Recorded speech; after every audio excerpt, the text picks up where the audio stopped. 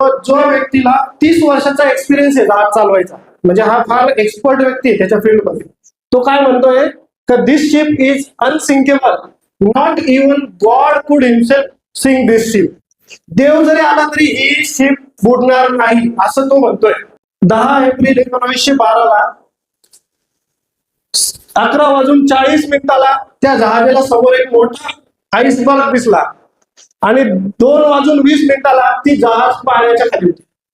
फक्त 3.25 तासात, फक्त 3.25 तासात काय काय घडलं एवढ्या कमी वेळात? जो कॅप्टन म्हणत होता की देव सुद्धा या जहाजाला बुडवू शकत नाही, ती फक्त 3.25 तासात पाण्याच्या खाली बुडलेली होती.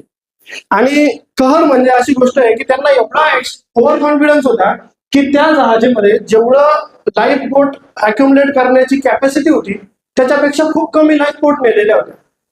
त्याच्यानंतर लोक सगळे जे स्टाफ होते तिथले ते सगळे जास्तीत जास्त दुर्लक्षित केलेलं होतं त्यांनी, कारण की दिस इज अ इंजिनिअरिंग मार्वल त्यांना असं वाटत होतं. आणि कोणी सांगू शकेल की ही कुठली जहाज आहे? कुठल्या जहाजाबद्दल मी बोलतोय? Of course Titanic.